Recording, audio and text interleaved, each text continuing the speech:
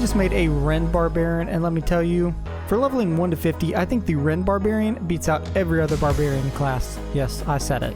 The Whirlwind Barbarian video I made is a great class, especially for endgame. It's the primary class in my opinion, but the Rend Barbarian class runs through the beginning of this game all the way through the campaign so easily. I'm going to go into everything specifically, break it down super simple for everybody so that way you can build this class and just run through it level 1 to 50 like that. So the first thing I'm going to go over are the skills primarily. So first let's go over the skills for the Rend Barbarian. So just like the Whirlwind Barbarian, we're going to spec into Lunging Strike and Enhanced Lunging Strike and Battle Lunging Strike, because the Lunging Strike allows us to attack enemies very quickly, and we get the bonuses from bleed damage here and extra damage and health regeneration right there. After you do Lunging Strike in those three, you're simply going to come down here and put 5 points, or as many as you can, in Rend. Now Rend is going to be our primary ability, doing the largest majority of our damage overall. The way this works is we're going to run past enemies, come back to them, look at all of them in the face, and cleave them, meaning we're going to deal a decent amount of damage directly to them and inflict a large amount of damage, bleeding damage, over 5 seconds. That bleeding damage is phenomenal on all these enemies, and it really runs through them crazy. And additionally, you can see we get a bonus for 20% for increased damage to vulnerable enemies, which with this build, we're going to always be making enemies vulnerable.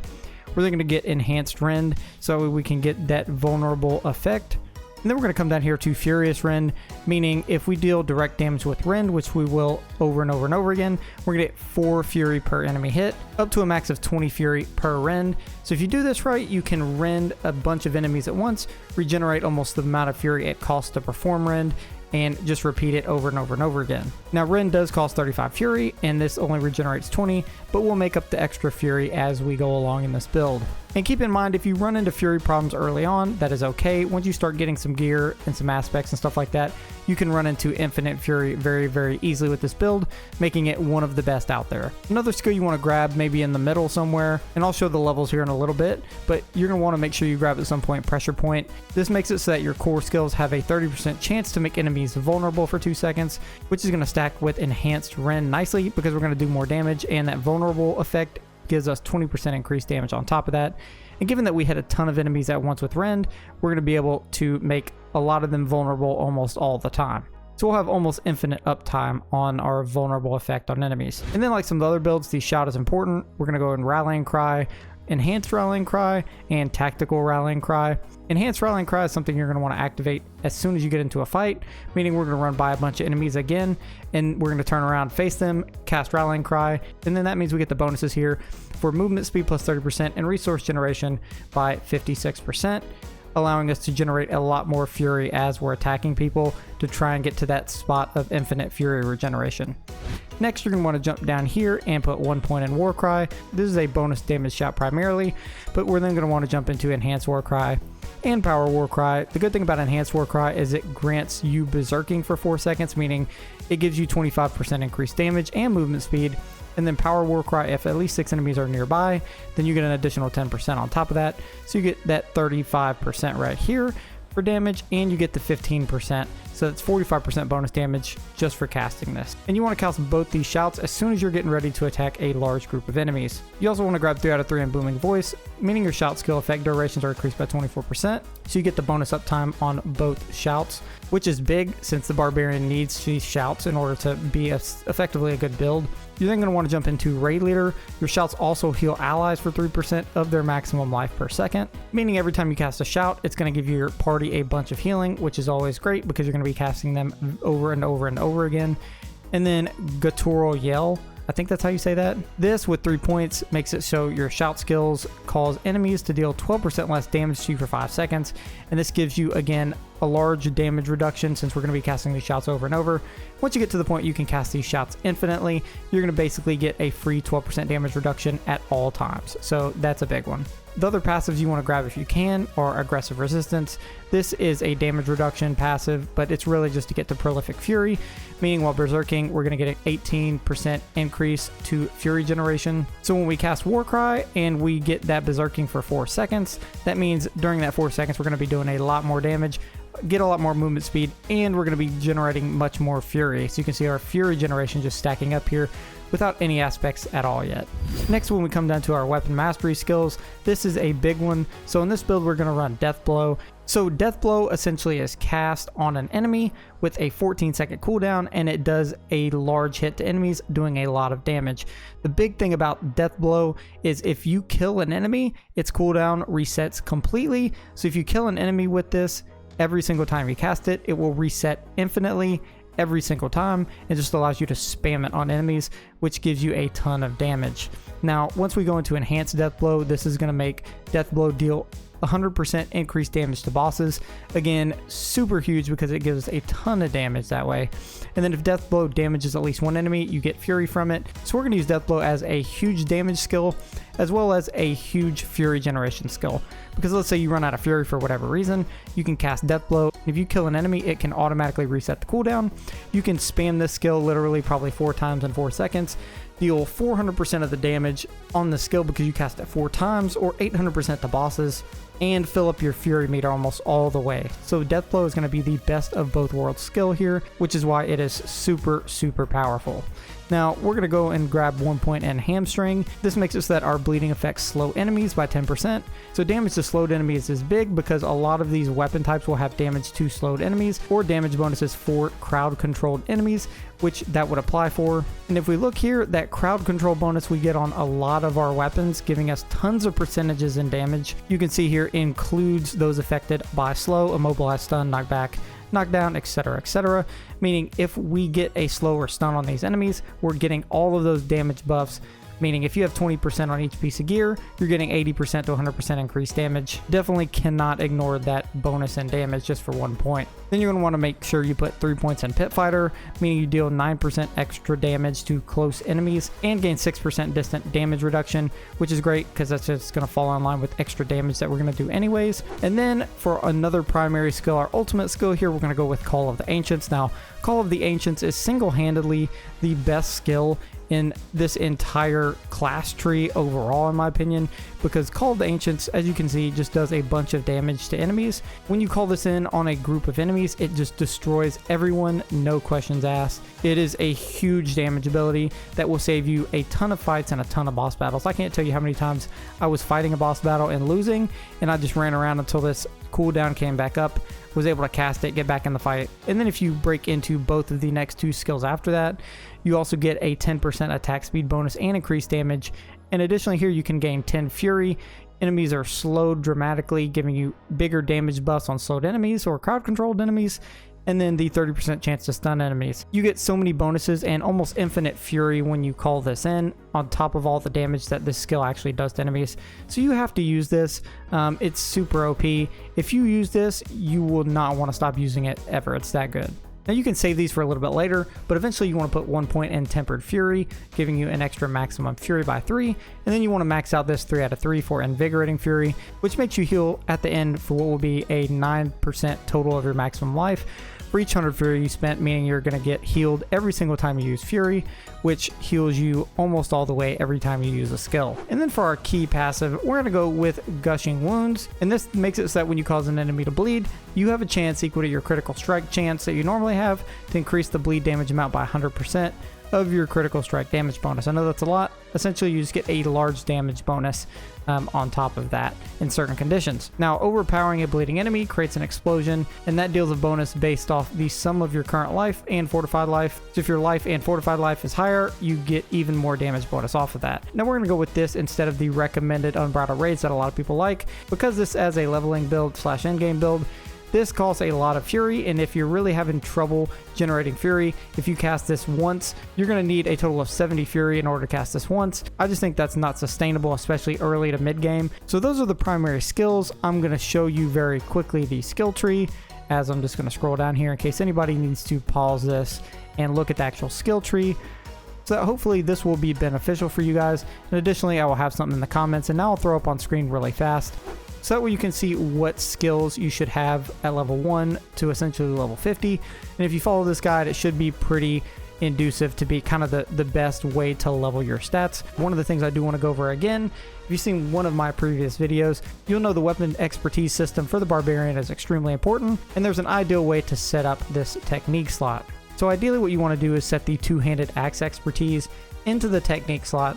And the reason this is because it is going to give you that 15% increased damage to vulnerable enemies. And considering all the enemies we hit will be vulnerable at some point, most likely we're going to get a ton of damage bonus from this. So set this in your technique slot here. So you get this bonus, but you also get the bonus for the weapon you're using. So if you use a two-handed axe here, you don't double your bonus with this. That's just not how it works. You have to pick a different one because you can have two different bonuses, but the two can't stack. So with your technique slot set as the two-handed axe, you want to make sure whatever weapon you're using is a two-handed sword. So you want to use a two-handed sword, and in some of this gameplay I'm not using it. The reason you want the two-handed sword in your actual hands is because you get that bonus of direct damage you deal inflicted as bleeding damage over 5 seconds. But if the weapon's in your technique slot, you do not get this additional rank 10 bonus. You can see the sword has a rank 10 additional bonus, which means you deal 30% increased bleeding damage for 5 seconds after killing an enemy. And someone can correct me if I'm wrong, but I believe that means you get an additional 30% increased bleed damage on top of the 20% that you get for being rank 10. All you need to know, put the two-handed sword in your hands and put the two-handed axe for expertise in the technique slot. Next, we're going to go over the aspects you want from this build. So obviously the primary barbarian aspect, if you don't already know, is going to be the bold chieftain's resource aspect. This is the best aspect by far for the barbarian, and it makes it so that whenever you cast a shout skill, its cooldown is reduced from 1 to 1.9 seconds per enemy nearby, up to a maximum of 6 enemies. Meaning, if you can essentially get around a bunch of enemies, at least around 6, and use one of your shouts will jump down in their cooldown time. And then when you use another shout, you're going to get an additional 12 seconds on your cooldown time. It should automatically refresh the first one 100% of the way. You can then recast it. It will refresh the second one, and back and forth, and you'll be able to do shouts infinitely whenever you want, as long as you're around a certain amount of enemies. That shout is very difficult to find. It only goes onto rings, so the best way to farm it is to farm obols at some spot and then come in here on nightmare difficulty or above. Let me stress that, on nightmare difficulty or above, otherwise you're wasting your time. And then go in here and use obols to buy a ring. And then if you buy it, wouldn't that be cool if I got it here? When you buy a ring, if you get a legendary ring, it'll have an effect, and that way you will have a chance to actually get the ring with the aspect on it this way. And it is really, really hard to find, but that is why it is the best aspect for a reason. Now, another great aspect to get for this build, which is kind of a random drop, is the offensive aspect of limitless range. Essentially, this makes it so that each point of fury you generate while at maximum fury grants your next skill a percentage increase to damage up to 15 to 30%.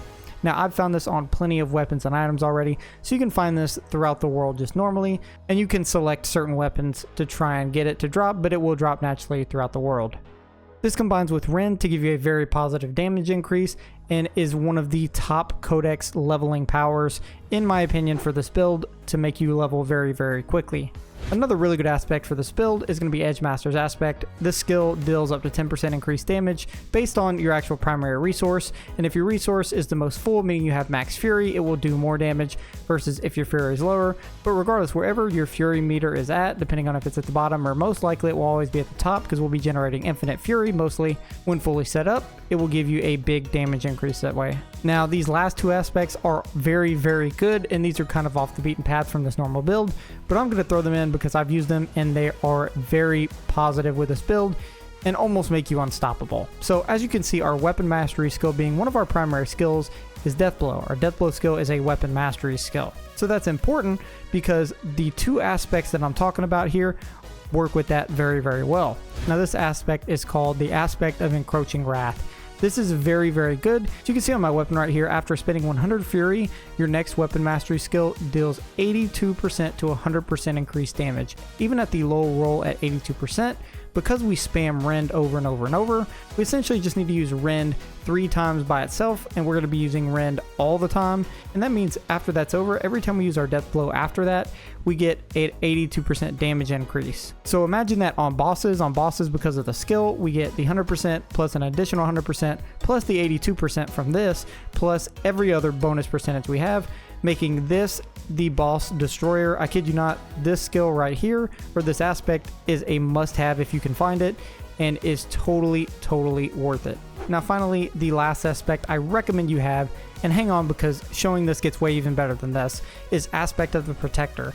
And this is so important because it gives you so much stability and so much damage reduction, you can survive almost every single fight you go into. So what this does is every time you damage an elite enemy or boss, it grants you a barrier absorbing 874 damage. Now that's almost the entire amount of health that you have, especially earlier on in the game. And it does it for 10 whole seconds. So most of the time while you're in the middle of using it, you've almost wiped out all of the enemies. So just to show you an example before I show you the piece of gear and how OP it is, my life is 1,236. Keep that number in mind. When I look at this piece of gear that has this aspect on it, when I damage an elite, I get a barrier that absorbs 3,322 damage. So literally like 3 times almost 3 times as much as my actual health. So I can tank 4 times as much damage as my actual health is for that period of time. And during that period of time is when we're going to be dealing all our damage, but this gives you an unbreakable barrier that you just can't die. You almost literally can't die this way. So that will be the 5th aspect. Definitely throw that on as soon as you get it. Definitely throw this on whatever gear you have as soon as you get it, because it is a very, very good aspect. Now, one thing about gear is I will throw the stats up on the screen primarily that you're looking for, but you want anything with cooldown reduction, life, strength. A lot of that stuff isn't necessarily perfect early on, but you want a lot of cooldown reduction, a lot of fury reduction, and like I said, I'll throw that up. Best things to look for armor and jewelry combined. Additionally, in terms of gems, the one thing you want to make sure you do early on is put amethyst in your weapons, as many of these as you can get in your weapons as possible. It increases 5% of your damage over time, or the higher level jewels give you more percentage damage over time. And because this build does do a lot of bleed damage, this is going to give us extra benefit to that bleed damage. So I'm playing on World Tier 2 just for the meantime to show you the rotation, but essentially the rotation will follow like this. What we'll do is run in, pass as many enemies as we can. Once we pass as many enemies as we can, we'll turn around and face them all. At that point we can cast Rallying Cry and War Cry, both our shouts, to get the buffs.